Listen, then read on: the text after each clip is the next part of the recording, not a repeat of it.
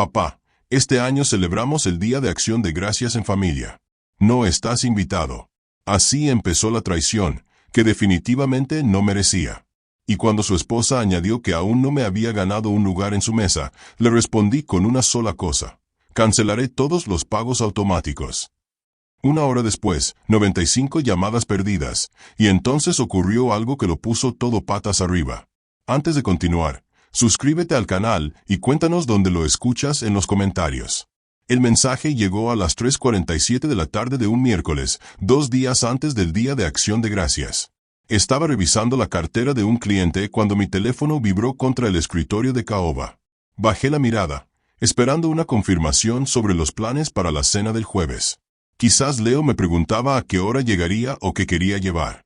En cambio, leí: papá, este año celebraremos Acción de Gracias solo con la familia inmediata. No estás invitado. Miré la pantalla y la volví a leer. Las palabras no se reorganizaron para tener sentido.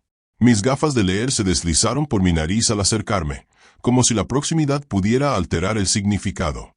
Solo familiares directos. Yo era su padre. ¿Qué más inmediato podría ser? Antes de que pudiera procesarlo, apareció otro mensaje en el chat familiar. El nombre de Benice apareció con ese pequeño indicador de escritura, y luego sus palabras se materializaron como una bofetada. Quizás algún día te ganes el derecho a sentarte a la mesa con nosotros, DeWitt. Todavía no. Sentí una opresión en el pecho. Dejé el teléfono con cuidado, como quien deja algo frágil que podría romperse si se maneja bruscamente. Pero yo no era el frágil. Yo era quien lo había mantenido todo bajo control durante 8 años, desde que mi esposa falleció, dejándome sumido en la culpa, intentando demostrarle a mi hijo que aún podía ser el padre que se merecía, a pesar de la ausencia de su madre. Volví a levantar el teléfono, revisé el historial de chat, encontré el hilo de hacía 3 meses donde Leo me había preguntado si podía cubrir la hipoteca solo unos meses mientras él se adaptaba a un nuevo puesto. Encontré el mensaje de Benice de la primavera pasada sobre la matrícula de la escuela privada, como era una inversión en el futuro de sus hijos y si yo no estaba invirtiendo en el futuro de mis nietos, y encontré mis propias respuestas, cada una variación de por supuesto. Ya. Enviado y lo que necesites. Mis dedos se movieron casi solos, abriendo la app de mi banco. Navegué hasta la sección de pagos recurrentes y simplemente miré la lista.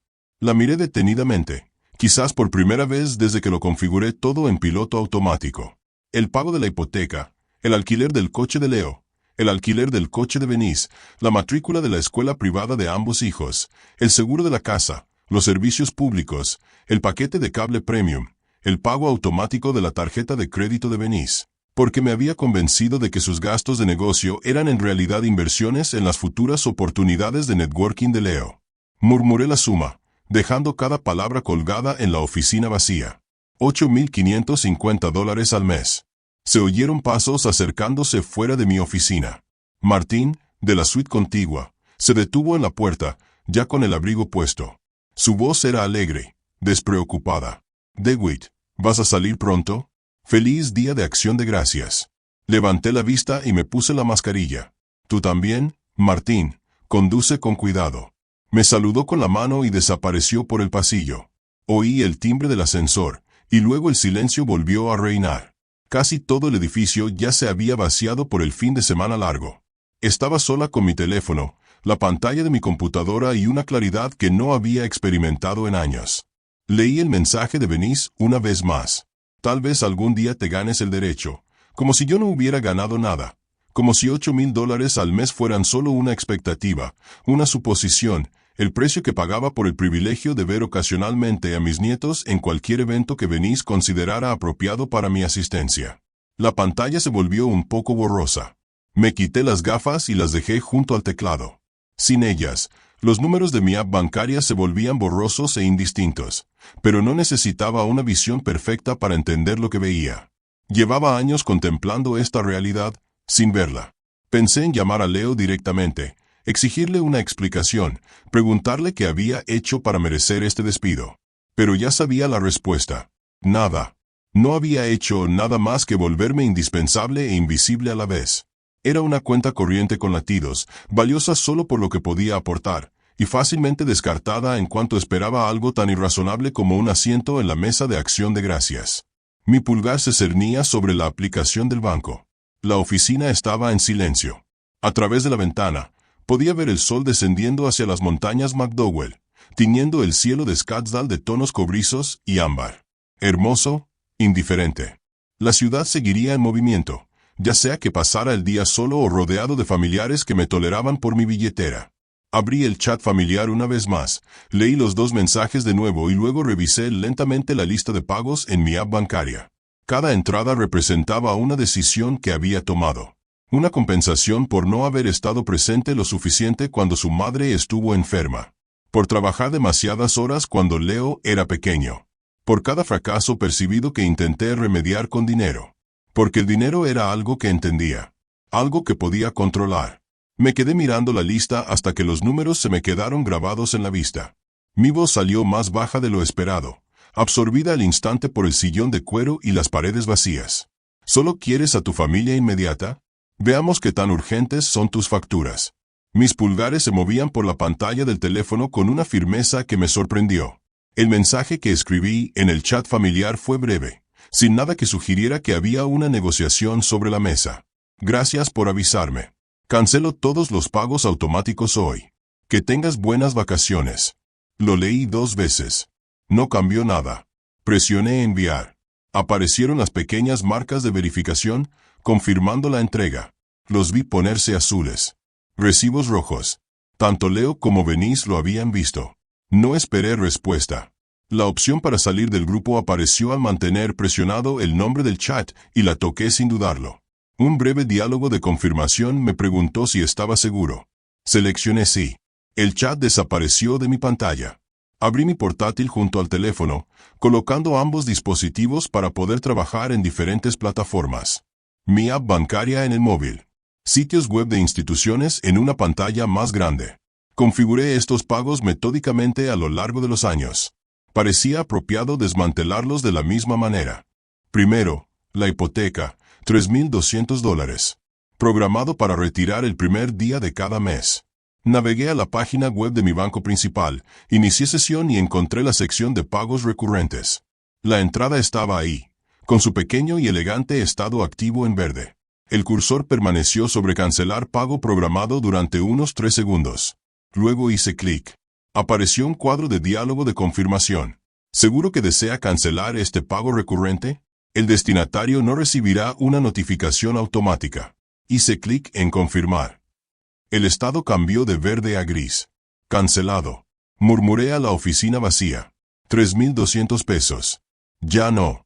Luego vinieron los alquileres de coches. El primero de Leo. Un sedán de lujo que, según él, era necesario para las reuniones con clientes, a pesar de que su puesto de ventas lo obligaba a trabajar principalmente desde casa. $489 al mes. Cancelado.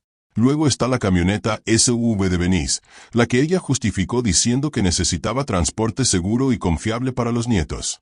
$512. Cancelada. Mientras hacía clic en cada uno, hablé en voz baja, repitiendo las palabras de Venice en la habitación vacía. Quizás algún día te ganes el derecho a conducir estos coches. Todavía no. La matrícula de la escuela privada era lo siguiente. $2,200, repartidos entre 2 hijos. Los retiraba trimestralmente, pero los promediaba en mi cálculo mental mensual. Ese requería iniciar sesión en un portal de educación y pagos aparte. Más clics. Más diálogos de confirmación preguntándome si estaba seguro. Estaba seguro. Seguro de vivienda. Servicios públicos. El paquete de cable premium que costaba más que el mío. Cada cancelación tardaba entre 2 y 4 minutos. Credenciales de inicio de sesión, preguntas de seguridad, navegación por menús diseñados para dificultar la cancelación. Los resolví con la paciencia de quien lleva 40 años en consultoría financiera. Alguien que entendía que un trabajo minucioso lleva tiempo. En algún momento durante la suspensión de los servicios públicos, mi teléfono empezó a vibrar. El nombre de Leo apareció en la pantalla. Su foto, tomada hacía 3 días de Acción de Gracias cuando aún me sonreía, apareció junto a la notificación de llamada entrante. La miré, extendí la mano sin mirar directamente la pantalla y puse el teléfono boca abajo. La vibración continuó durante 30 segundos y luego se detuvo. El silencio duró quizás 2 minutos antes de volver a empezar. El mismo nombre, La misma foto. Mantuve la vista fija en la pantalla del portátil, haciendo clic para cancelar el pago automático del paquete de cable. Para cuando terminé con la tarjeta de crédito de Venice, el último punto de mi lista, el que había estado acumulando silenciosamente sus gastos de negocio a un promedio de 900 pesos mensuales, mi teléfono había pasado por varios ciclos de vibración, apagado y reinicio. Cerré la laptop con un clic silencioso que sonó fuerte en el silencio de la oficina. La hora en la pantalla marcaba las 7:52 de la tarde. Llevaba trabajando poco más de una hora. Afuera, el centro de Scottsdale se había transformado en su ambiente nocturno. Las terrazas de los restaurantes se llenaban, las luces iluminaban las aceras, la gente comenzaba temprano sus celebraciones navideñas. Recogí mis cosas lentamente. El portátil en mi bandolera. El teléfono lo cogí y lo guardé en el bolsillo, todavía boca abajo, vibrando intermitentemente. El abrigo del gancho detrás de la puerta. Cerré mi oficina con llave, caminé hasta el ascensor, bajé al estacionamiento y me subí al coche. Todo el tiempo, mi teléfono no dejaba de vibrar contra mi muslo como un insecto furioso atrapado en una tela. El trayecto a mi apartamento me llevó 20 minutos con tráfico moderado.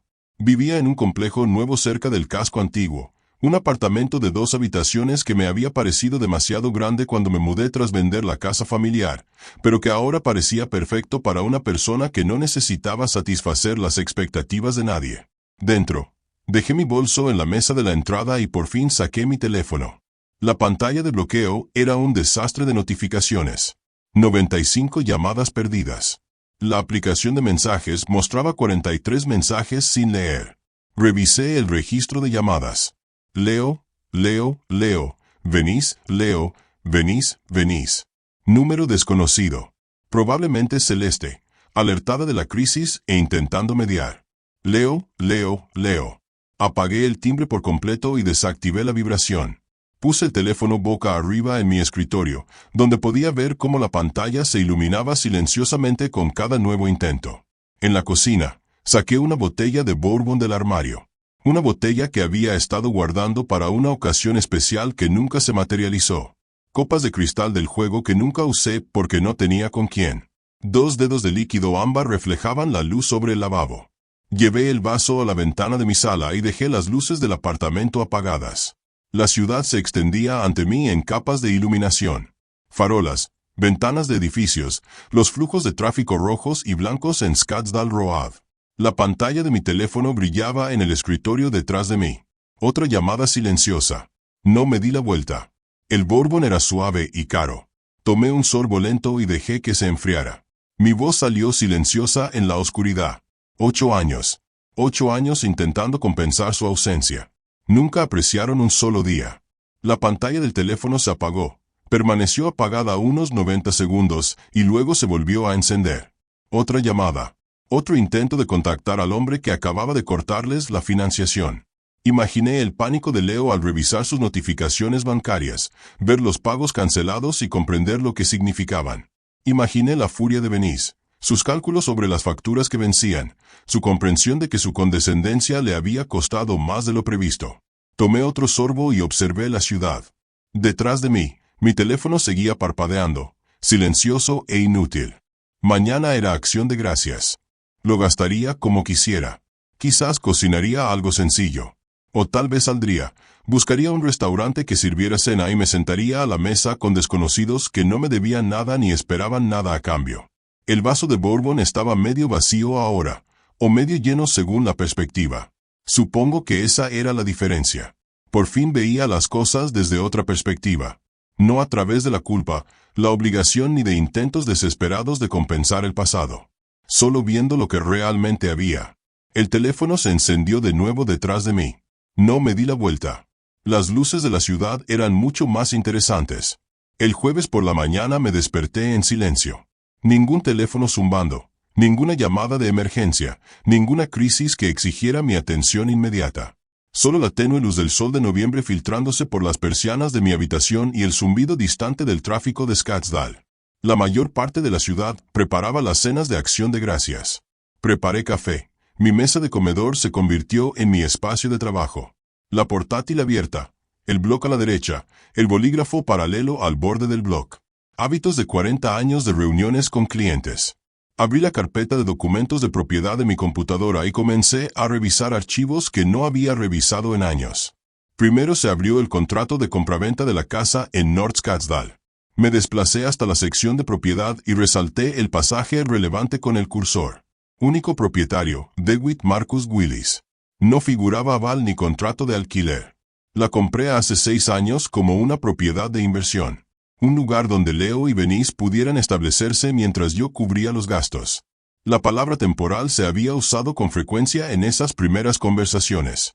De alguna manera, lo temporal se había convertido en permanente. Tomé notas en mi blog de notas, con una letra precisa a pesar del ligero temblor en los dedos que había desarrollado durante el último año. Propiedad adquirida en enero de 2018. Precio total, $485,000 pesos. Hipoteca pagada en su totalidad en 2021. Título de propiedad, solo a mi nombre. Después vinieron los arrendamientos de vehículos. Ambos contratos se abrieron en ventanas separadas en mi pantalla. Toyota Highlander para Venice, alquilado en marzo de 2022. Lexus S350 para Leo, alquilado en agosto de 2023. Leí la letra pequeña que apenas había hojeado al firmar. Arrendatario principal, DeWitt M. Willis. Conductor autorizado, Leo Clayton Willis. El segundo vehículo ni siquiera mencionaba a Venice. Lo conducía solo con la autorización de Leo. Murmuré al apartamento vacío. Único propietario, sin aval, sin contrato de alquiler.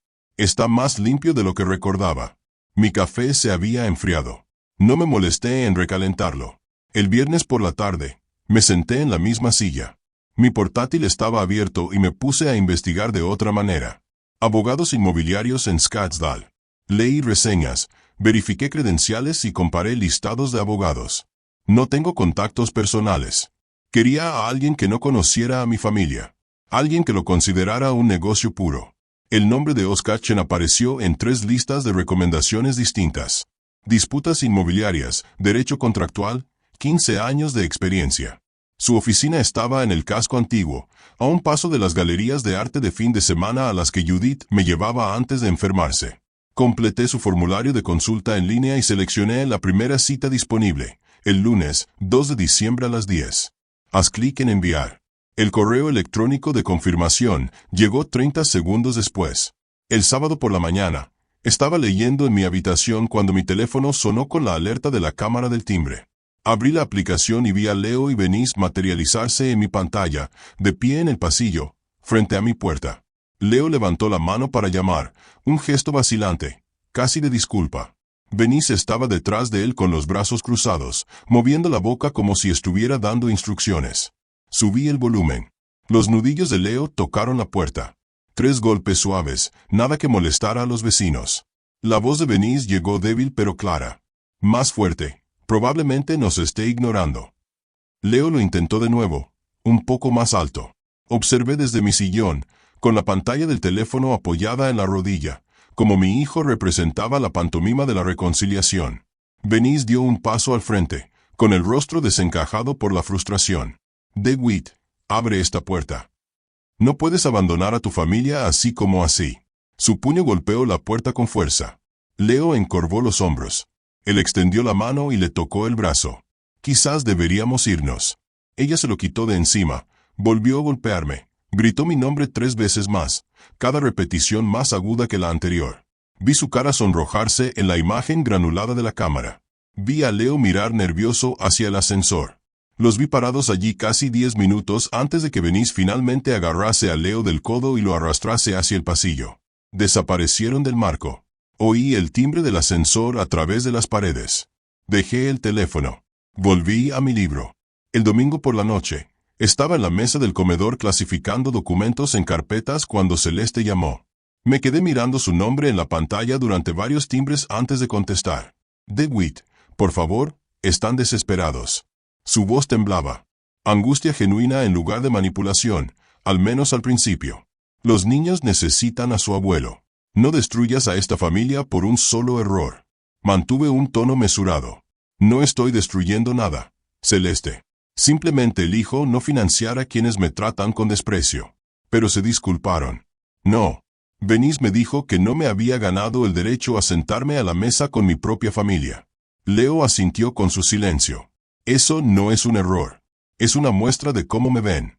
Cambió de táctica. Podía oírlo en su respiración, la breve pausa antes de la siguiente frase. ¿Cómo puedes ser tan cruel? Tu esposa se avergonzaría de ti ahora mismo.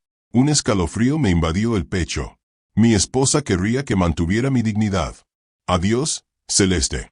Terminé la llamada, puse el teléfono boca arriba sobre la mesa y vi cómo se encendía 2 veces más con sus intentos de devolver la llamada. No contesté. El apartamento se quedó especialmente silencioso después de eso. Organicé la última carpeta, la cerré de golpe y la apilé con las demás. Me asomé a mi ventana y observé el tráfico del domingo por la tarde, los restaurantes con sus estufas de exterior encendidas de color naranja, las parejas paseando a sus perros, el ritmo cotidiano de quienes no estaban pasando el fin de semana festivo recordando las fallas familiares. Hablé con la habitación vacía. Todos creen que el dinero es sinónimo de amor. Nadie pregunta qué vale el amor sin respeto. Mi reflejo en el cristal de la ventana parecía mayor de 62 años, cansado pero no derrotado. Había una diferencia entre el agotamiento y la rendición, y había pasado demasiados años confundiéndolos. Llegaría el lunes por la mañana, el abogado revisaría mis documentos y comenzaríamos el trabajo de desmantelar lo que había construido. La luz de notificaciones de mi teléfono parpadeaba sin parar, más mensajes que no leería esa noche. Afuera, la ciudad continuaba su fin de semana de desconexión, ajena a la pequeña guerra doméstica que se libraba en los mensajes de voz y las grabaciones de los timbres. Me alejé de la ventana, preparé una cena sencilla y la comí en la mesa donde mi portátil y mi bloc de notas esperaban la siguiente fase del día siguiente. El silencio ya no era incómodo, sino clarificador. El lunes por la mañana llegó con la claridad que surge tras una decisión irreversible. Me duché, vestido con pantalones gris oscuro y una camisa abotonada, informal de negocios, el uniforme de un hombre que todavía iba a la oficina a diario y entendía la diferencia entre informal y descuidado. Reuní mis documentos en la carpeta de cuero que me había regalado mi primera empresa por jubilación, cuando la jubilación parecía algo que solo le pasaba a la gente. Conduje desde mi apartamento hasta Old Town Scottsdale y aparqué en el aparcamiento público cerca de las galerías de arte. Caminé 3 cuadras bajo el fresco aire de diciembre hasta la oficina de Oscar Chen, una modesta estructura de adobe de 2 pisos con un paisaje desértico que, de alguna manera, lograba un aspecto profesional y modesto a la vez. Empujé la puerta de cristal exactamente a las 10. La recepcionista me dirigió a una sala de conferencias donde Oscar esperaba. Era más joven de lo que esperaba, quizá de unos 45 años, con gafas de montura negra y un apretón de manos firme que denotaba confianza más que agresividad.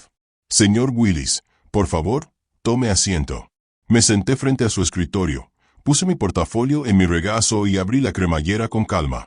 Oscar se acomodó en su silla, con el bloc de notas frente a él y el bolígrafo ya destapado. He revisado la información básica de su formulario de consulta, dijo, pero me gustaría ver los documentos.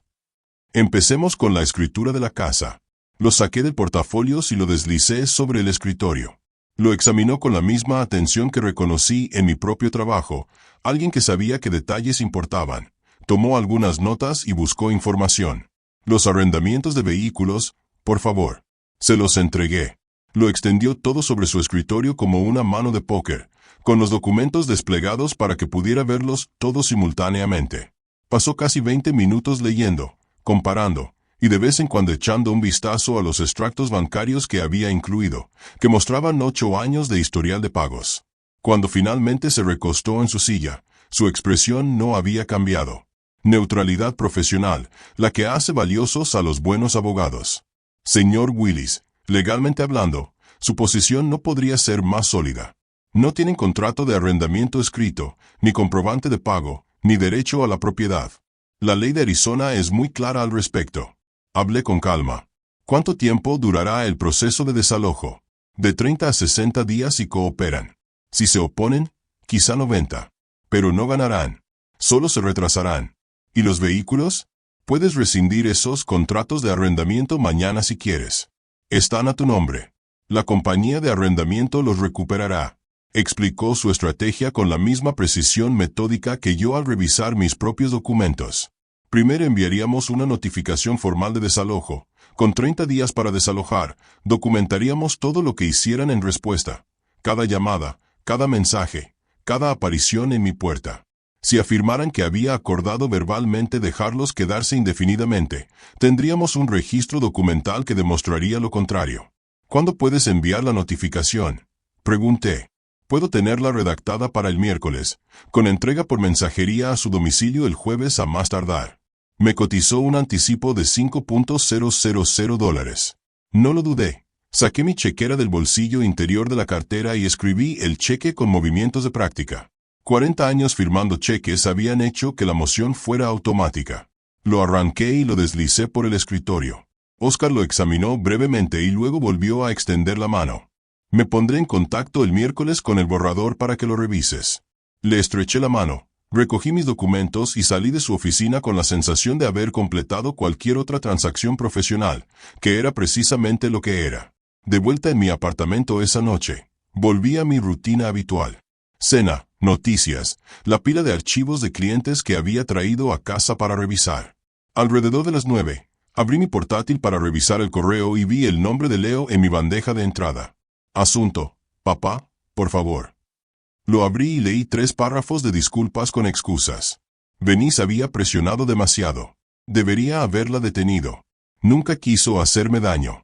¿Podríamos sentarnos y hablar, por favor? Sabía que había cometido un error. Lo leí 2 veces. Consideré la redacción cuidadosa, la forma en que presentaba a Leo como víctima de la influencia de Venice en lugar de como participante voluntario de mi exclusión. La petición de conversación que evitó cuidadosamente cualquier reconocimiento real de años de recibir sin gratitud. Murmuré en mi pantalla, 8 años tarde para esa conversación. Moví el cursor al botón de archivar y pulsé una vez. El correo desapareció de mi bandeja de entrada. El miércoles transcurrió tranquilamente. El jueves por la tarde, estaba en mi oficina revisando la asignación de mi cartera cuando sonó el teléfono de mi escritorio, que sonaba como un rayo. Señor Willis, hay un hombre en el vestíbulo que dice ser su hijo y solicita verlo. Se está volviendo disruptivo. Miré el monitor de mi computadora y cambié a la interfaz de la cámara de seguridad del edificio, una función disponible para el personal superior precisamente para estas situaciones. Seleccioné la cámara del vestíbulo.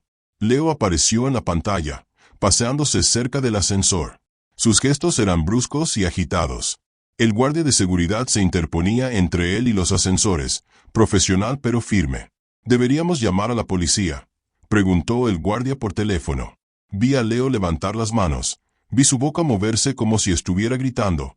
Lo vi señalar los ascensores, al guardia, y de nuevo los ascensores. La desesperación era visible incluso a través de la imagen granulada de la cámara. No, dije, solo escolténlo afuera. No dejen que vuelva. Me quedé en la transmisión de seguridad después de colgar. Vi a 2 guardias acercarse a Leo. Lo vi discutir, con los hombros encorvados, igual que en la puerta de mi apartamento. Lo vi finalmente girar hacia la salida, rodeado de seguridad, con todo su cuerpo irradiando furia derrotada. El vestíbulo volvió a su ritmo habitual. La gente entraba, salía, cruzaba hacia los ascensores, bancos sin dramatismo. Volví a mi hoja de cálculo de asignación de cartera y hablé en voz baja con mi oficina vacía. Querías excluirme de la mesa, Leo. Bienvenido a la misma sensación. Mi teléfono no mostraba mensajes nuevos. La jornada laboral continuó su curso habitual. Afuera de mi ventana, el centro de Scottsdale transcurría con normalidad. La multitud a la hora del almuerzo se dispersaba. Las reuniones de la tarde comenzaban, la ciudad indiferente a las pequeñas catástrofes familiares. Volví mi atención a los números en la pantalla. Asignación de activos, evaluación de riesgos, el lenguaje cómodo de una profesión con sentido, donde se podía calcular el valor y predecir las consecuencias. No como en la familia, donde 8 años de pagos y regalos te acarreaban solo desprecio y una exclusión del Día de Acción de Gracias. La oficina estaba tranquila, profesional, mía.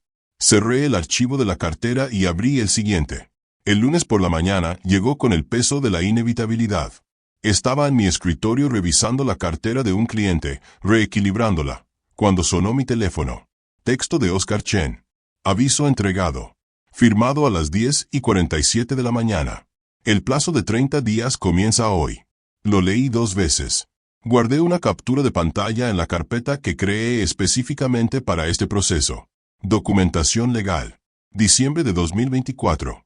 Volví a la hoja de cálculo en mi pantalla. La cartera necesitaba atención. La señora Henderson tenía 73 años y era reacia al riesgo. Su inversión se había desviado demasiado hacia la renta variable. Tomé nota sobre la posibilidad de transferir el 15% a bonos municipales. Mi teléfono de la oficina sonó 40 minutos después. El número de Leo estaba en el identificador de llamadas. Contesté, esperando su voz. En cambio, Venice explotó por el altavoz. No puedes hacer esto. Es ilegal. Tenemos derechos. Eres un viejo cruel y te demandaremos por todo. Sus palabras se atropellaron. La furia y el pánico se mezclaron en un estridente sonido. Mantuve el teléfono ligeramente alejado de mi oído, esperando a que se detuviera a respirar. Cuando por fin lo hizo, le hablé con calma. Todo es legal. Habla con tu abogado. Presiona el botón rojo. La línea se cortó. Abrí mi lista de contactos. Encontré su número. Seleccioné bloquear. Apareció un pequeño diálogo preguntándome si estaba seguro. Confirmé. Su número desapareció de mis contactos disponibles. El resto del lunes transcurrió sin incidentes. Llamadas de clientes. Revisión de cartera. Un almuerzo con un posible cliente que estaba consolidando sus cuentas de jubilación. Un trabajo normal, el que me había mantenido durante 4 décadas. Los números cobraban sentido. El riesgo era calculable. Las consecuencias siguieron patrones predecibles. El martes y el miércoles continuaron de la misma manera. No tuve noticias de Leo ni de Venice. Supongo que estaban consultando a su propio abogado, descubriendo lo que Oscar ya me había contado. Impugnar esto sería costoso e inútil. El jueves por la tarde, estaba leyendo en casa cuando sonó el timbre. No la alerta de la cámara que sonaba cuando alguien se acercaba a la entrada del edificio, sino el timbre de la puerta de mi apartamento. Revisé la cámara de mi teléfono. Celeste estaba en el pasillo. Sola. Parecía cansada. Triste. Levantó la mano para tocar de nuevo. Dudé en dejarla allí. Dejar que la cámara grabara otro intento fallido de contacto. Otra pieza de documentación para el archivo que Oscar estaba construyendo. Pero era Celeste, la madre de Judith. Una mujer que me tomó de la mano en el funeral de mi esposa y me dijo que había sido un buen esposo, incluso cuando sabía que no había sido lo suficientemente bueno. Abrí la puerta. Lo abrí. Hola, Celeste. Me miró con los ojos enrojecidos. ¿Puedo pasar, por favor? Me hice a un lado. Ella entró y le señalé el sofá. Me senté frente a ella. La mesa de centro nos separaba, como una barrera de negociación. Mantenía una distancia intencionada. Ella estaba sentada con el bolso apretado en el regazo. Manos trabajando en la correa de cuero. DeWitt, por favor. Los niños, Mia y Jaque, perderán su casa justo antes de las fiestas. Leo cometió un error. Sí. Pero las familias perdonan. ¿No recuerdas cuánto valoraba tu esposa la familia? La dejé hablar. La escuché mientras repasaba todos los argumentos que esperaba. Los nietos sufrirían. Leo lo sentía. Todos cometemos errores. Se suponía que la familia sería para siempre. Durante casi 2 horas permaneció allí sentada, retorciendo un pañuelo de papel hasta convertirlo en jirones. Su voz alternaba entre súplica y razonamiento. Yo permanecí en el sillón, con las manos apoyadas en los brazos. Postura erguida, pero no rígida. Atento. Impasible. Finalmente, recurrió a su última arma. La que sabía que vendría. A tu esposa le partiría el corazón al ver esto. Ella querría que fueras una persona más grande, que perdonaras. Me incliné hacia adelante y hablé con serena intensidad. Mi esposa querría que mantuviera mi dignidad, Celeste. Ella no querría que fuera un cajero automático. El amor no se ve así. Pero Leo no se equivocó. Me mostró exactamente lo que significó para él. Una fuente de ingresos, no un padre. Hay una diferencia entre la familia y quienes te explotan. Ella se quedó insegura. Tenía la cara mojada. No puedo creer que estés haciendo esto. La acompañé hasta la puerta. No la abracé ni la consolé. Abrí la puerta y asentí una vez. Salió al pasillo y cerré la puerta con cuidado tras ella. El apartamento volvió a quedar en silencio. Volví a mi silla, tomé mi libro e intenté encontrar la página en la que estaba antes de que sonara el timbre. Al principio, las palabras no tenían sentido. Mis ojos recorrieron las frases sin asimilar el significado. Dejé el libro, miré la puerta cerrada y hablé con el apartamento vacío. Todos confunden permitir con amar. Ya no me acuerdo de esa confusión. La luz de la tarde se desvanecía fuera de mis ventanas. Se oía el ruido del tráfico desde Scottsdale Road.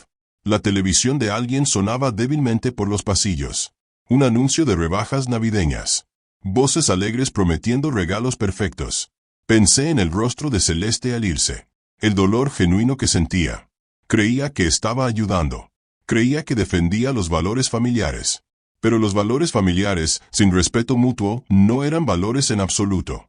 Eran solo cadenas disfrazadas de conexión. Mi teléfono estaba en la mesita de noche, oscuro y silencioso. No había mensajes nuevos.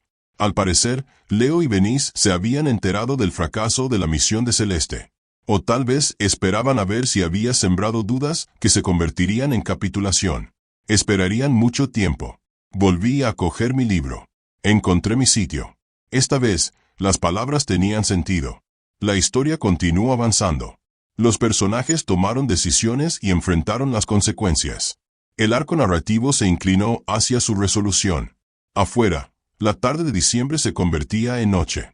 Las luces de la ciudad se encendieron, una a una, dibujando la geografía familiar de mi hogar adoptivo. Scottsdale en invierno. Fresco, despejado, hermoso a su manera desértica. Elegí vivir aquí después de la muerte de Judith. Vendí la casa familiar en Tempe donde criamos a Leo, donde cada habitación guardaba recuerdos de su enfermedad y de mi incapacidad para estar lo suficientemente presente, lo suficientemente atenta. El marido que ella merecía. Empecé de cero en este apartamento de líneas limpias y sin historia. Quizás eso era lo que yo también estaba haciendo. Empezar de cero. Elegir una vida sin el peso de expectativas que jamás podría cumplir, por muchos cheques que firmara. El protagonista del libro tomaba una decisión difícil en la página que tenía delante, alejándose de algo cómodo, pero tóxico. Ahora entendía mejor a ese personaje que esta mañana. Miércoles, 18 de diciembre por la noche. Estaba terminando una reunión tardía cuando mi teléfono empezó a vibrar sin parar. Lo ignoré. El cliente necesitaba mi atención más que los mensajes que llegaban.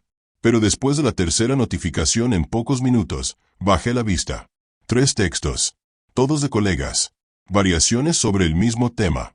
¿Viste lo que dicen de ti en línea? La reunión terminó a las 6. Le di las gracias al señor Patterson. Lo acompañé hasta el ascensor, volví a mi oficina y finalmente revisé mi teléfono. Habían llegado 4 mensajes más. 2 de conocidos de la Cámara de Comercio de Scottsdale. Uno de Martín, el vecino. Uno de un antiguo cliente. Todos hacían la misma pregunta. Abrí Facebook, que había revisado por última vez en septiembre. Navegué al perfil de Venice. Era público, así que fue fácil encontrar la publicación. Publicada a las 3 de la tarde. Mi suegro nos va a desalojar. Su propio hijo, su nuera y sus 2 nietos pequeños. Con 30 días de aviso justo antes de Navidad. No tenemos a dónde ir. Nunca pensé que la familia pudiera ser tan cruel.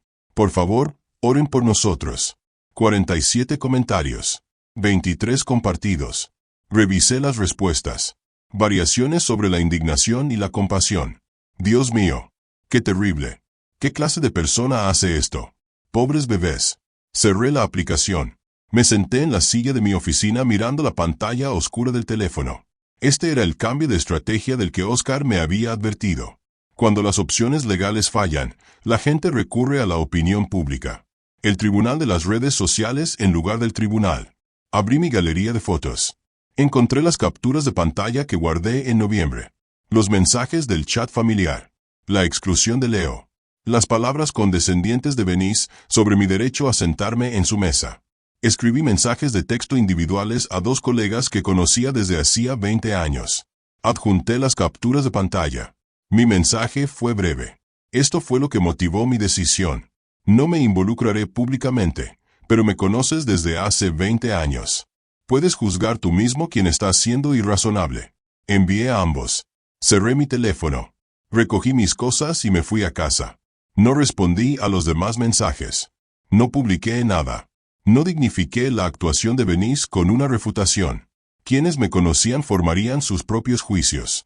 Quienes no me conocían podían creer cualquier narrativa que les resultara más satisfactoria emocionalmente. El resto de la semana transcurrió tranquilamente. Trabajo, casa, Las rutinas de siempre. Mi teléfono finalmente dejó de vibrar con mensajes de preocupación mientras la tormenta de las redes sociales daba paso a un drama más fresco. La mañana del domingo, 22 de diciembre, estaba leyendo en mi sillón cuando la cámara del timbre me alertó. No es la puerta de mi apartamento. Es la entrada del edificio. Abrí la aplicación. Leo, Benís y Celeste estaban afuera, en la acera, sin acercarse a la puerta, simplemente allí parados, ubicados donde cualquiera que entrara o saliera del edificio los pudiera ver. Benís cogió la mano de Mía. Leo cargó a Jaque sobre sus hombros. Dejé mi libro. Preparé un café. Me recosté en la silla y revisé la cámara periódicamente. Se quedaron una hora. Una reunión familiar cuidadosamente organizada que casualmente tuvo lugar afuera de mi edificio un domingo por la mañana, cuando los residentes entraban y salían. Y seguro que alguien me lo comentaría, cuando me viera obligado a bajar y conectar. Hablé con mi apartamento vacío. Organizar un encuentro casual. Llevo 30 años gestionando carteras de inversión. Reconozco una trampa cuando la veo. Se rindieron alrededor de las 11:30. Los vi caminar hacia su coche. Leo tenía los hombros hundidos. Benís, con gestos bruscos y acusadores. Celeste me seguía de cerca, con aspecto de derrota. La Navidad llegó el miércoles. Había reservado en The Mission, un restaurante de lujo en el casco antiguo que permaneció abierto durante las fiestas. Vestía blazer informal y pantalones oscuros. Llegué allí a las 6 de la tarde y le dejé el coche al aparcacoches con una generosa propina. El restaurante estaba medio lleno. Parejas, familias y algunos otros comensales solitarios se dispersaban por todas partes. Pedí una mesa cerca de la ventana, pedí el menú del día y saqué el libro que había traído. Pasé 2 horas allí, leyendo entre plato y plato, viendo cómo el atardecer teñía las montañas McDowell de tonos cobrizos y morados. Escuchando las conversaciones de las otras mesas. El murmullo agradable de la gente que se pertenece. Nadie me molestaba. El camarero fue profesional y discreto. La comida estuvo excelente. El vino maridaba a la perfección con cada plato. Pagué la cuenta, les deseé felices fiestas al personal y conduje a casa por calles vacías.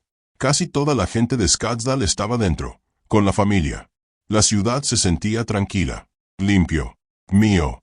De vuelta en mi apartamento, me puse ropa cómoda y me acomodé en el sofá con un documental sobre el programa Apolo. Algo sobre hombres que dejaron la Tierra, viajaron a la Luna, regresaron y cambiaron. Mi teléfono sonó alrededor de las 10. Notificación de mensaje. Lo recogí, esperando una felicitación navideña de un colega. En cambio, encontré una foto del número de Benís.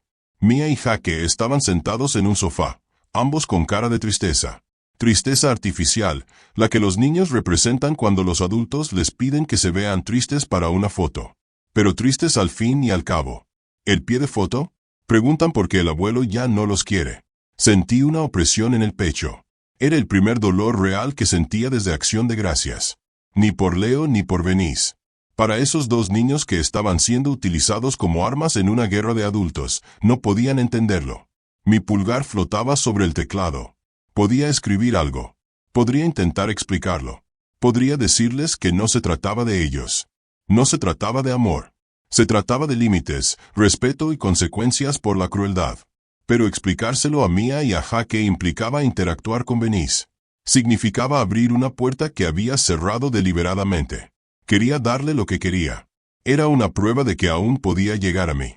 Que aún podía manipularme con la culpa y sus nietos. Me quedé mirando la foto un buen rato.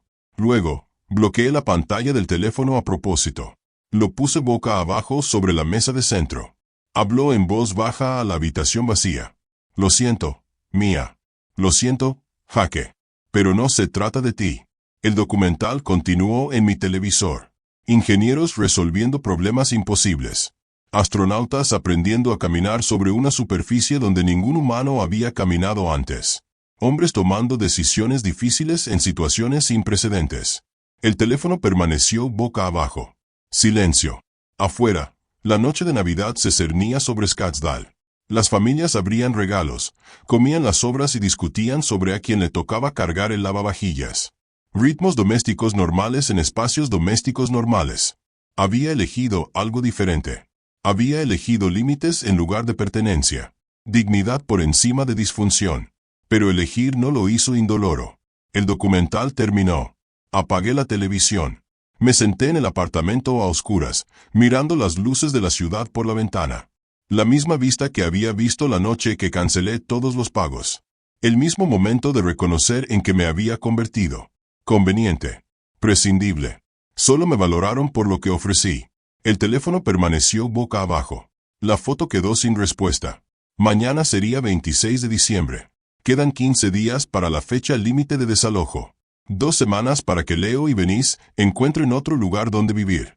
Empacar sus pertenencias. Adaptar a sus hijos a una nueva realidad. Una parte de mí se preguntaba si realmente estaban buscando vivienda, o si aún contaban con quebrantar mi determinación. Siguieran creyendo que, con el tiempo, la manipulación correcta funcionaría. La influencia emocional adecuada me haría ceder. No entendían lo que habían hecho ese miércoles antes del Día de Acción de Gracias. No comprendían que la crueldad no había sido el rechazo en sí, sino su naturalidad. La suposición de que yo era tan inferior a ellos que ni siquiera necesitaban ser diplomáticos para excluirme. Ese tipo de desprecio no se podía arreglar con disculpas, fotos de mis nietos ni campañas en redes sociales. Cogí el teléfono una vez más. Volví a mirar la foto. Mia tenía 8 años. Jaque, 6. Lo suficientemente mayores para recordar a su abuelo. Lo suficientemente jóvenes para acostumbrarse a su ausencia. Los niños eran resilientes. Los adultos fingían no serlo. Los usaban como escudos y armas. Pero los niños se adaptaron. Volví a bloquear la pantalla. Dejé el teléfono en la mesa de centro. Me fui a la cama. La mañana después de Navidad, me senté en la mesa del comedor con el café enfriándose junto a mi portátil. La foto de Mia y Jaque seguía en mi teléfono, pero no la había vuelto a mirar. La manipulación era manipulación, sin importar cuántos niños de 8 años reclutaran. Abrí la carpeta donde guardaba los contratos de arrendamiento de los vehículos. Encontré ambos contratos, Toyota Highlander y Lexus S. Lea las cláusulas de rescisión que resalté en diciembre. El arrendatario principal podía cancelar con un preaviso por escrito de 7 días. Los vehículos debían devolverse o estaban sujetos a embargo y sanciones. Redacté 2 correos electrónicos. Uno a Toyota Financial Services y otro a Lexus Financial Services. Ambos son casi idénticos. Rescisión formal del contrato de arrendamiento. Con efecto inmediato. Según la sección 12.4 del contrato. Adjunto mi identificación. Adjunto la verificación de cuenta. Haga clic en enviar en el primero. Haz clic en enviar en el segundo. Las confirmaciones llegaron en 30 segundos. Reenvié ambas a Oscar con una breve nota. Se inició la fase 2. Los vehículos se retirarán el 3 de enero, según lo estipulado en el contrato. El resto de la semana transcurrió en esa extraña zona muerta entre Navidad y Año Nuevo. La oficina estaba prácticamente vacía. Revisé las carteras. Reequilibré las asignaciones. Preparado para la avalancha de enero, cuando los clientes querían hablar sobre estrategias fiscales. Viernes, 3 de enero por la mañana. Estaba en mi escritorio cuando vibró mi teléfono. Se detectó movimiento en la propiedad de North Scottsdale. Instalé cámaras de seguridad en noviembre, cuando me di cuenta de que podría necesitar documentación. El propietario tiene derecho a supervisar su inversión. Abrí la aplicación. Vi la transmisión en vivo mientras una grúa entraba marcha atrás en la entrada. La puerta principal se abrió de golpe. Venice apareció en bata. Ya movía la boca. Sus manos gesticulaban frenéticamente. Subí el volumen. No puedo. Es mi coche. Lo necesito. No puedes llevártelo. El conductor bajó de la cabina. Un tipo corpulento con mono. Portapapeles en mano. Caminó hacia ella con la paciencia de quien ya lo ha hecho muchas veces. Señora, tengo autorización del arrendatario para retirar este vehículo. El contrato de arrendamiento se rescindió. Debe retirar todas sus pertenencias personales ahora. Se colocó frente al Toyota. De hecho, se interpuso entre la camioneta y el vehículo. Como si eso pudiera detener algo. Tengo hijos. ¿Cómo voy a llevarlos al colegio? El conductor le mostró los papeles. Señaló líneas específicas. Incluso desde la cámara, pude ver cómo su rostro experimentaba una serie de emociones: incredulidad, rabia, desesperada. Sacó el teléfono del bolsillo de la bata. Empezó a marcar. Probablemente Leo. Probablemente yo. No importaba. El conductor le dio 5 minutos para sacar sus pertenencias del coche. La observó mientras abría las puertas de golpe y sacaba objetos al azar, un suéter, algunos juguetes y una bolsa de la compra reutilizable. Luego subió la Highlander a la plataforma y se marchó. Benny se quedó en la entrada con sus pertenencias, viendo cómo la camioneta desaparecía calle abajo. El sábado, el Lexus de Leo siguió el mismo camino. Yo también lo vi. Otro conductor. La misma paciencia profesional. Leo intentó pararse frente al coche con los brazos abiertos, hablando rápido. El conductor hizo una llamada, probablemente a la compañía de alquiler, tal vez a la policía. Leo se encogió de hombros. Se hizo a un lado. El Lexus desapareció en otra plataforma. Mi teléfono empezó a recibir mensajes de números que no reconocía. Benny debía de estar pidiendo prestados teléfonos ahora que el suyo estaba bloqueado. Los leí sin responder. Variaciones sobre la desesperación y la furia. Luego añadí cada nuevo número a mi lista de bloqueos. La semana entre la recuperación de los vehículos y la fecha límite de desalojo se me hizo más larga de lo que probablemente fue. Fui a trabajar. Llegué a casa. Revisé las cámaras de seguridad de vez en cuando y vi a Leo y Benny subiendo cajas a un camión de mudanzas que habían alquilado. El jueves, 9 de enero por la noche, me senté en mi apartamento a oscuras, con solo la pantalla de mi portátil iluminando. Abrí la transmisión de seguridad y observé. Leo y Benny hicieron un viaje tras otro. Cajas, muebles, lámparas. Todo lo que habían acumulado durante 6 años viviendo sin pagar alquiler. Sus movimientos eran mecánicos. Agotados. No parecían hablarse. Alrededor de las 9 de la noche, el UAU finalmente se alejó de la acera. Leo conducía, Benny en el asiento del copiloto, ambos con la mirada fija al frente a través del parabrisas. La casa estaba vacía bajo las farolas. Cerré el portátil. Me quedé un rato a oscuras. Sentí alivio. No triunfo. Esto no era victoria. Fue solo el final de una situación insostenible. Como vender por fin una mala inversión. No lo celebraste. Acabas de dejar de perder dinero. El viernes por la mañana, fui en coche a la casa de North Scottsdale. Usé mi llave para abrir la puerta principal. El sonido resonó en el espacio vacío. Caminé lentamente por cada habitación. Mis pasos eran demasiado fuertes en el suelo de madera. La casa olía a productos de limpieza y a abandono. Habían intentado dejarla presentable, probablemente esperando que no les reclamara daños. En el pasillo, encontré arañazos en la pared. Parecía que los muebles la habían raspado durante la mudanza. En la sala, una mancha oscura en la alfombra cerca de donde había estado el sofá. Probablemente café o vino. Estaba demasiado incrustado para limpiarlo. Fotografié a ambos. No porque planeara hacer algo al respecto. Solo documentación. Prueba de lo que había quedado atrás. Mi teléfono vibró. Un mensaje de Oscar. ¿Todo bien con la mudanza? Le respondo. Inspección de la casa completa. Se observaron daños menores. ¿Cuál es el siguiente paso? Su respuesta fue rápida. Documenta todo, pero no presentes reclamos financieros. Parecerá mezquino y vengativo. Ya has dejado claro tu punto. Déjalos ir. Lo leí 2 veces. Tenía razón. Perseguirlos por una mancha en la alfombra y arañazos en la pared lo arruinaría todo. Daría un aspecto personal, en lugar de basado en principios. Entendido. Siguiendo con los siguientes pasos. Di un paseo más por la casa vacía. Miré por las ventanas traseras el pequeño patio que nunca habían mantenido. Revisé el garaje donde solía estar el Lexus de Leo. Todo estaba hueco, limpio. Lista para el siguiente capítulo. Cerré la puerta principal con llave. Me quedé un momento en la entrada. Llaves en mano. Llevaban 6 años viviendo aquí. Nunca pagaban alquiler. Nunca mantuvieron la propiedad. Nunca reconocieron el regalo que les habían dado. Me subí al coche y volví a mi apartamento. La casa permanecería vacía por ahora.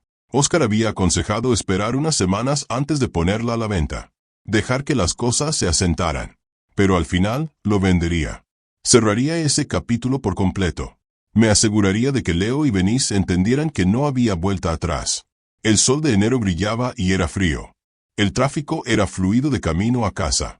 Me encontré con gente paseando a sus perros, trotando, viviendo su vida normal de viernes. El mío también era normal ahora. O lo sería, una vez que terminara lo que había empezado.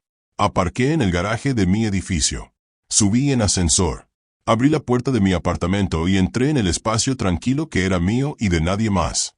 Nadie esperaba dinero. Que nadie envíe mensajes manipuladores. Que nadie use a niños como armas. Solo silencio. Limpio y sencillo. Preparé el almuerzo. Respondí a algunos correos del trabajo. Pasé la tarde organizando documentos fiscales para mi contable. Una vida normal. De esas que había estado financiando para otros mientras descuidaba la mía. Ya no. Una semana después de mudarme, estaba en mi escritorio revisando mi presupuesto mensual cuando algo me llamó la atención. La sección de retiros automáticos estaba casi vacía. Pago de hipoteca cancelado. Arrendamiento de autos. Terminado. Primas de seguro. Desaparecidas. Matrícula. Eliminada. Abrí una hoja de cálculo. Hice cálculos. 8,550 pesos mensuales. Ahora se quedan en mis cuentas. Actualicé mis proyecciones de jubilación. Vi cómo los cálculos del interés compuesto se ajustaban al alza. Satisfactorio. De forma puramente matemática. La tercera semana de enero, sonó mi teléfono. El número de Leo. Casi dejo que salte el buzón de voz, pero algo me hizo contestar. La voz de Benice explotó por el altavoz antes de que pudiera saludar. DeWitt. Por favor. Te lo ruego. Olvídate de todo lo demás. Solo paga la escuela de los niños. Mia y Jaque no hicieron nada malo. Necesitan su educación. No podemos permitirnos el tercer acto sin ti. La dejé terminar. Su voz se aceleró por el pánico. Las palabras se atropellaban. Cuando por fin hizo una pausa para respirar, hablé con calma. Me dijiste que no merecía sentarme en tu mesa. ¿Por qué debería pagar su educación? Presiona el botón rojo. El silencio posterior me pareció apropiado. Esa noche, mi aplicación de monitoreo de crédito envió una alerta. El nombre de Leo apareció en la notificación. Nos habíamos conectado hacía años, cuando lo agregué como usuario autorizado en una de mis tarjetas. Una conexión que aún mostraba cuentas vinculadas. Su puntaje de crédito había bajado 118 puntos. Se detectó actividad de cobro. Revisé los detalles sin hacer nada. Cierra la aplicación. Regresa al libro que estaba leyendo. Las consecuencias financieras se estaban desarrollando tal como inevitablemente ocurrirían. Cuando vives por encima de tus posibilidades y tu red de apoyo desaparece, las matemáticas se vuelven implacables. A principios de febrero, recibí un sobregrueso por correo. La dirección estaba escrita con letra infantil y cuidadosa. Dibujos a crayón decoraban los bordes. Flores, corazones y monigotes. Lo abrí, de pie junto a la mesa del comedor. Saqué papel rayado con letra clara. Querido abuelo, por favor, perdona a mamá y a papá. Te extrañamos.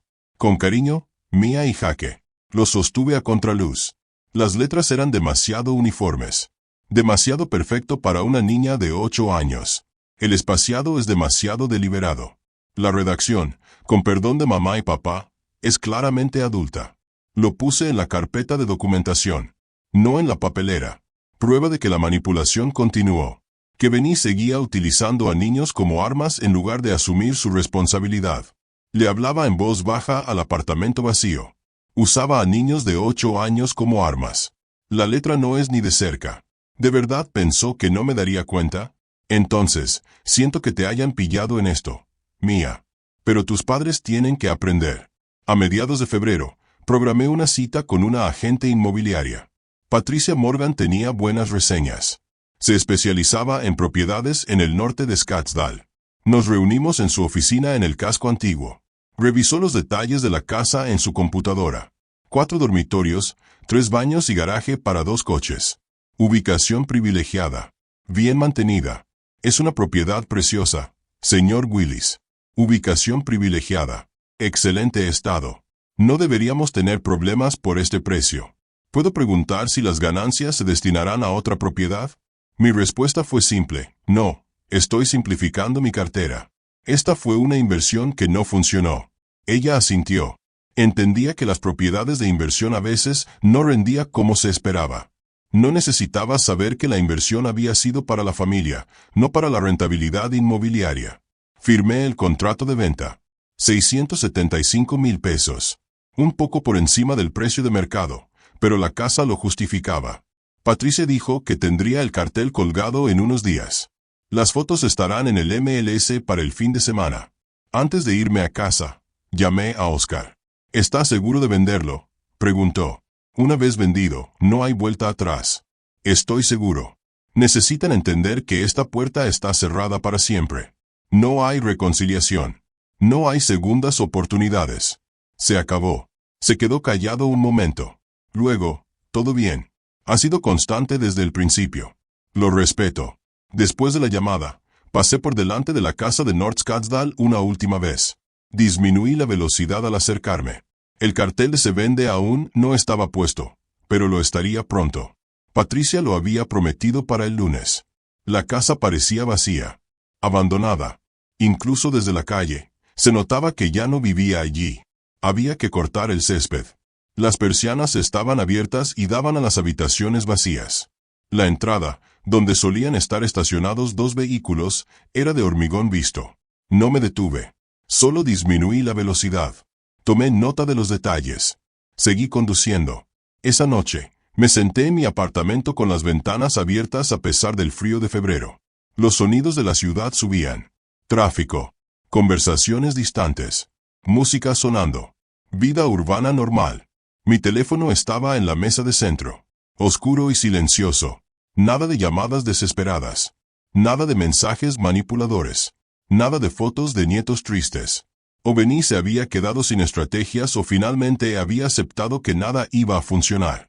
La matemática de su situación era brutal y simple. Leo ganaba 75,000 pesos al año. Después de impuestos, unos 4,700 pesos mensuales. Su alquiler en Mesa era de 1,600 pesos. A esto hay que sumarle los servicios públicos, la comida, la gasolina para el viaje de Leo, el seguro básico y el teléfono. 3,500 pesos en gastos fijos. Mínimo. Quedan 1,200 pesos mensuales para todo lo demás. Sin escuela privada. Sin autos de lujo. Sin el estilo de vida al que se habían acostumbrado. Y ahora las agencias de cobranza los llamaban por su deuda de tarjeta de crédito. 8,500 pesos que no podían pagar. Sus puntajes de crédito se estaban desplomando. Los préstamos futuros costarían más.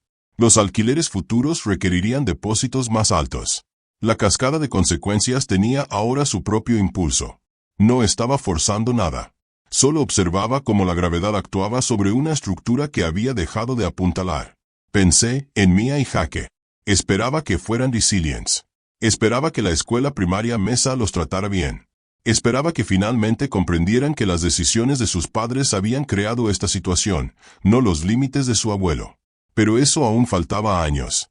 Por ahora, eran niños confundidos que se preguntaban por qué todo había cambiado. Esa parte no les satisfacía. Nunca lo sería. Los niños eran víctimas de la disfunción adulta. Siempre lo habían sido.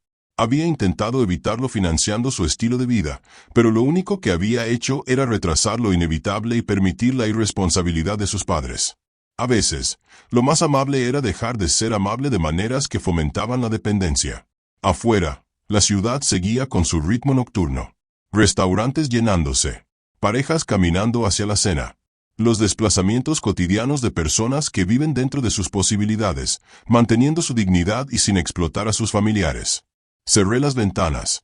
El apartamento volvió a quedar en silencio. Mi cuenta de jubilación estaba más saneada que en años. Mi nivel de estrés ha bajado. He recuperado mi autoestima. Precios bajos.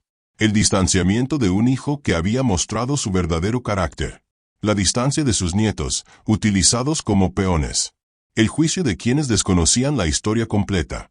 Pero ya había pagado precios más altos antes. Los pagué mensualmente durante 8 años. Los pagué con dignidad, con respeto propio, con la lenta erosión de saber que me estaban utilizando.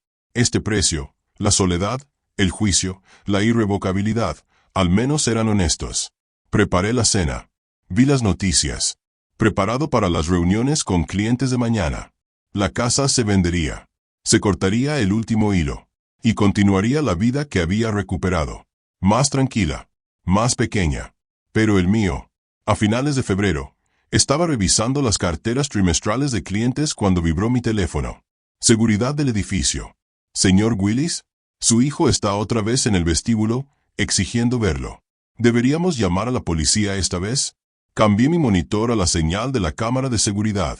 Leo caminaba de un lado a otro cerca de los ascensores, gesticulando al guardia.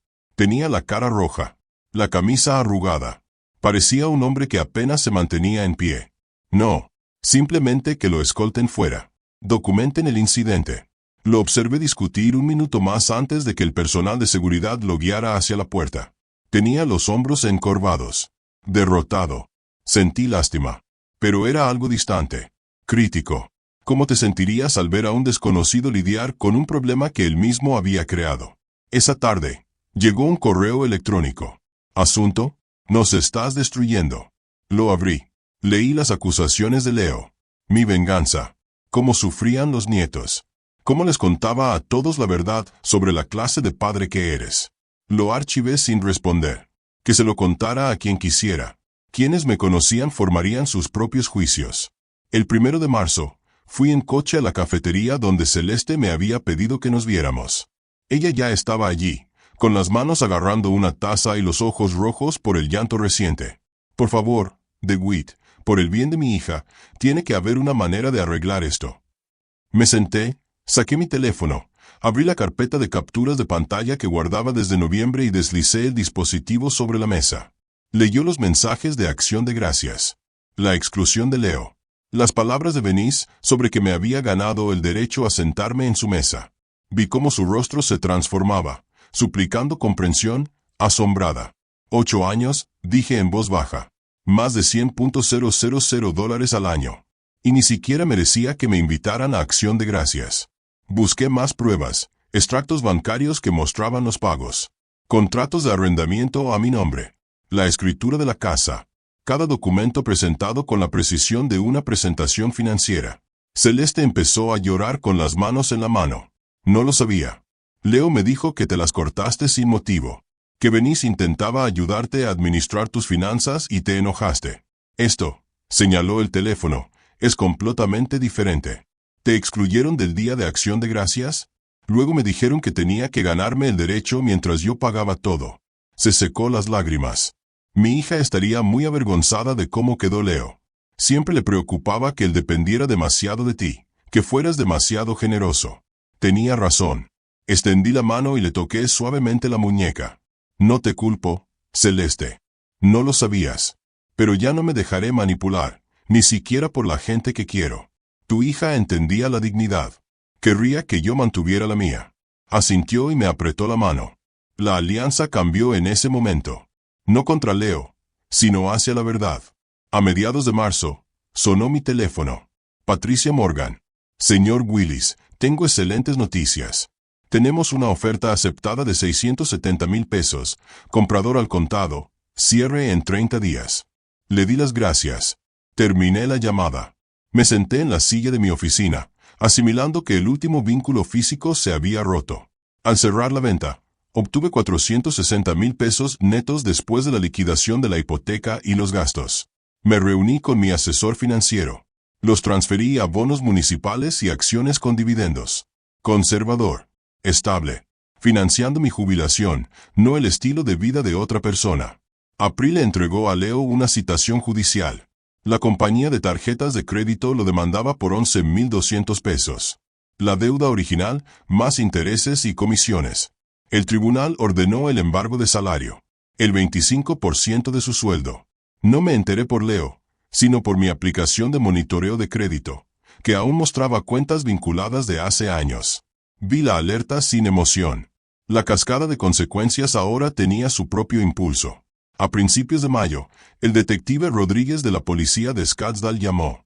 Señor Willis, necesitamos hacerle algunas preguntas sobre una denuncia presentada por Venice Willis por explotación financiera. Mantuve la calma.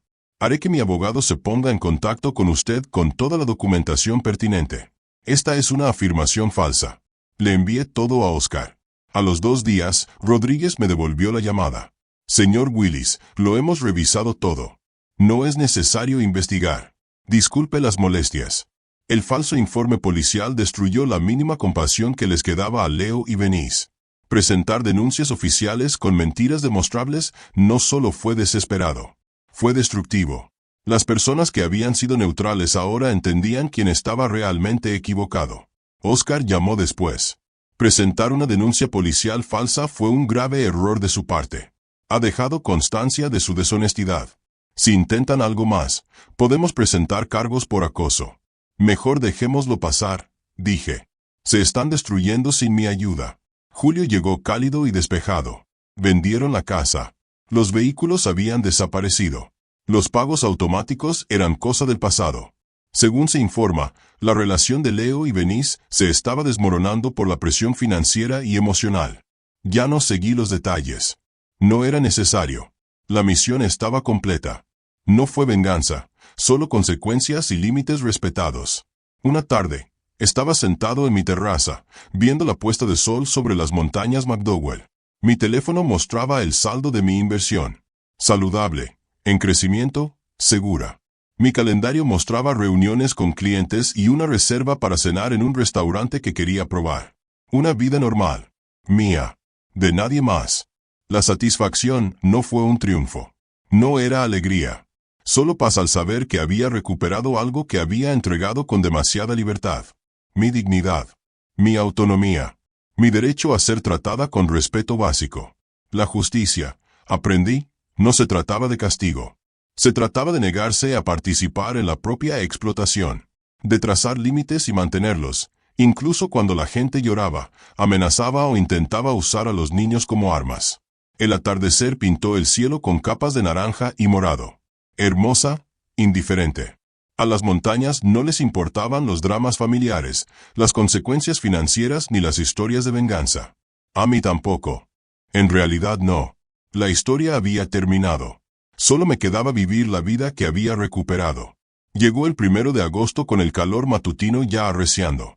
Me senté en la mesa del comedor con un café, la laptop abierta, revisando correos electrónicos, informes trimestrales, la confirmación de una reunión, correo basura sobre garantías extendidas de autos, y luego el nombre de Leo en la bandeja de entrada. Asunto. Ahora lo entiendo. Casi lo borro sin leer. Casi. Pero mi cursor dudó. Hizo clic. Papá, ahora lo entiendo. Nos equivocamos. Yo me equivoqué. No pido perdón porque no lo merezco. Solo quiero que sepas que ya no te culpo. Hiciste lo que tenías que hacer. Estoy tratando de ser mejor para Mía y Jaque. Sin firma. Sin amor, Leo. Solo esas palabras. Lo leí 2 veces.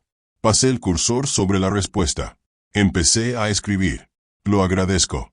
Lo detuve. Lo borré. Empecé de nuevo con gracias. Me detuve de nuevo. Finalmente cerré el correo electrónico sin responder. Lo guardé en una carpeta llamada archivo, no en la papelera. Recibí mi confirmación. No es necesaria la respuesta. 10 días después, Celeste me llamó. Me preguntó si quería tomar un café en nuestro sitio habitual. Habíamos restablecido nuestra relación tras la revelación de marzo. Ahora nos reunimos mensualmente. Mientras tomábamos café con leche, me contaba. Leo está trabajando hasta el agotamiento. 2 trabajos. El puesto de informática durante el día. Almacén de Amazon por las tardes. Venice pidió el divorcio. Se fue a Texas a vivir con su madre. Dejé mi taza. ¿Cómo se las arregla? Apenas, pero lo intenta. Los niños me visitan los fines de semana. Está hasta el cuello de deudas, pero no te pide nada. Me pidió que te dijera que lo está intentando. No para que lo perdones, solo para que lo supieras. Saqué mi teléfono. Encontré una foto de hace años. Leo de adolescente, sonriendo con su madre en su graduación de la preparatoria. Se lo enseñé a Celeste. Ese es el hijo que recuerdo. Ojalá vuelva a encontrar a esa persona. Ella asintió. Nos sentamos en un cómodo silencio por un momento. Entonces pregunté con cuidado. Celeste, sé que Mía y Jaque te visitan los fines de semana. ¿Sería posible, no ahora, sino algún día, que los viera en tu casa? No como parte de arreglar las cosas con Leo. Solo por separado. Extendió la mano y me la apretó. Creo que eso sería bueno para todos. Leo no se opondrá. Sabe que destruyó esa relación. Y los niños necesitan buenas personas en sus vidas. El fin de semana siguiente, fui en coche a casa de Celeste en Phoenix. Llevaba una bolsa con un juego de mesa que había comprado. Un boleto para la atracción. Apropiado para su edad y atractivo. Mía y Jaque estaban en la sala cuando entré. Se quedaron paralizados. Ese es el amigo de la bisabuela, dijo Celeste con dulzura. sin forzar la etiqueta de abuelo. En una hora, estábamos sentados con las piernas cruzadas en el suelo. Me costó un poco a los 62, pero valió la pena jugar. Le di los dados a Mia. Le enseñé a Jaque a contar espacios. Deja que la tarde transcurra con naturalidad. A mitad del partido, Mia levantó la vista. La bisabuela dice que solías venir a todas las obras de teatro de nuestra escuela. ¿Por qué dejaste de hacerlo? Miré a Celeste. Ella asintió levemente. La vida se complicó, cariño. Pero me alegro de estar aquí ahora. Jaque, concentrado en su pieza de juego, preguntó. ¿Puedes venir también el próximo fin de semana? Ya veremos, pero me gustaría. El juego continuó. Risas. Conversaciones sencillas. Sin ningún propósito aparte de estar presente. Al irme, Mia me dio un abrazo de despedida. Jaque me saludó desde detrás de la pierna de Celeste, todavía tímido, pero entrando en calor. Conduje a casa sintiendo algo inesperado. Ni triunfo, ni reivindicación, solo paz. La última tarde de agosto, estaba en mi terraza tomando un té helado, viendo cómo el sol descendía sobre las montañas. Mi teléfono mostraba mi panel de control financiero. Mis cuentas de jubilación estaban saneadas. Fuertes reservas de efectivo. Presupuesto mensual claro y simple. 9 meses desde Acción de Gracias. 9 meses después de aquel mensaje diciéndome que no me había ganado el derecho a sentarme en su mesa.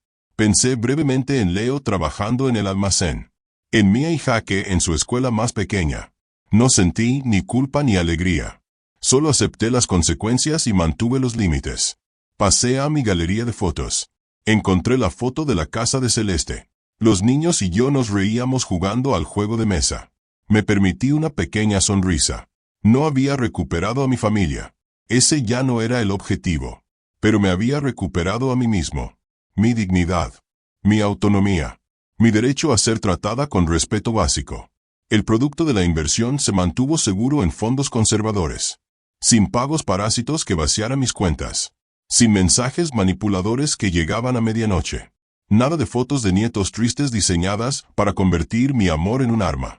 Solo mi vida. Limpia. Sencillo. Mío. El cielo se tornó ámbar y rosa. La ciudad abajo comenzó su transformación vespertina. Las luces se encendieron. Los patrones de tráfico cambiaron. Gente volviendo a casa del trabajo o saliendo a cenar. Hablé en voz baja hacia la terraza vacía. 9 meses. Parece más largo. Parece una vida diferente. Luego, más tranquila. No necesito que se arrepientan. Solo necesito que dejen de tomar. Y lo han hecho. Leo estaba aprendiendo las consecuencias. Trabajaba en 2 empleos. Gestionaba sus deudas. Criando a mis hijos prácticamente sola después de que Venice abandonara el barco. La misma monoparentalidad que experimenté tras la muerte de Judith. Aunque la mía fue por muerte, no por elección. Tal vez saldría mejor parado. Tal vez encontraría a ese adolescente de la foto, el que aún tenía potencial antes de que el sentimiento de superioridad y la manipulación se convirtieran en su forma de actuar. O tal vez no. De cualquier manera, ya no era mi responsabilidad. Le había dado ventajas. Educación. Apoyo. Vivienda gratuita. Vehículos. Matrícula para sus hijos. Las transformaría en expectativas. Derechos. Luego los usé como armas cuando no cumplí con sus expectativas. El atardecer se profundizó. Las montañas se tiñeron de púrpura con la luz que se desvanecía. Un halcón volaba en círculos sobre las corrientes térmicas, surcando el aire con una gracia natural. Había pasado 40 años construyendo mi seguridad financiera. 8 de esos años, había malgastado dinero en el estilo de vida de Leo y Venice mientras me trataban con desprecio. Ahora el sangrado había cesado. La herida estaba sanando. El tejido cicatricial era más fuerte que la piel original.